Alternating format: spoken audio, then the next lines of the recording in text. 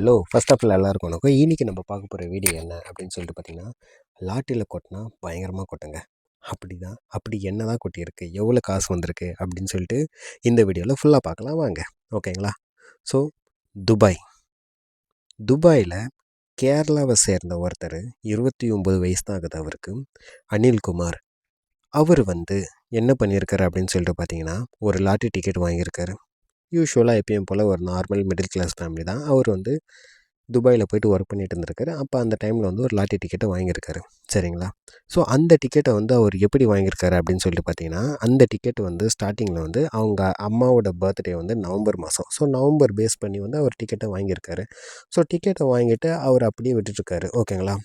பார்த்தா ஒரு மாதத்துக்கு அப்புறம் அவரோட லாட்டரி டிக்கெட்டு தான் குலுக்கலில் வின் பண்ணியிருக்கு. எவ்வளோ அமௌண்ட்டுன்னு தெரியுமா? சொல்கிறேன் கேளுங்க. 100 மில்லியன் திராம். திராம்னா இந்தியன் ருப்பியில் எவ்வளோன்னு பார்த்தீங்கன்னா 226 கோடி. யார் இவர் அப்படின்னு சொல்லிட்டு பார்த்தீங்கன்னா, இவர் அனில்குமார். ஓகேங்களா? இவர் இந்தியாவை சேர்ந்தவர் தான். இவர் கேரளாவில் வசிச்சிட்ருக்காரு. ஓகேங்களா?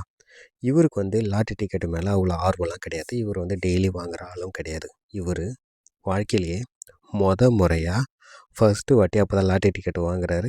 அம்மாவோட பிறந்தநாள் பேஸ் பண்ணிங்கிறதுனால அந்த நம்பரை செலக்ட் பண்ணி எடுக்கிறாரு. செலக்ட் பண்ணி முடித்த ஒரு மாதத்துலையே அவருக்கு 226 கோடி இந்தியன் ருப்பியில் அவருக்கு பரிசு விழுந்திருக்கு. இந்த பரிசு எப்போ விழுந்தது அப்படின்னு சொல்லிட்டு பார்த்தீங்கன்னா, தீபாவளி நாள் அன்றைக்கி தான் பரிசு விழுந்திருக்கு.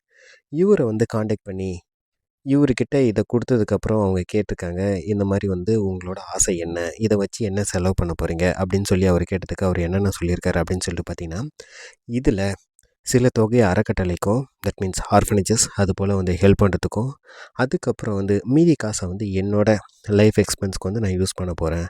அதே மாதிரி நான் எனக்கு ரொம்ப நாள் ஆசையாக ஒரு கார் வாங்கணும். அதுக்கப்புறம் ஒரு 7 ஸ்டார் ஹோட்டலில் மாதம் ஃபுல்லாக தங்கி ஹாப்பியாக ஸ்பெண்ட் பண்ணணும்.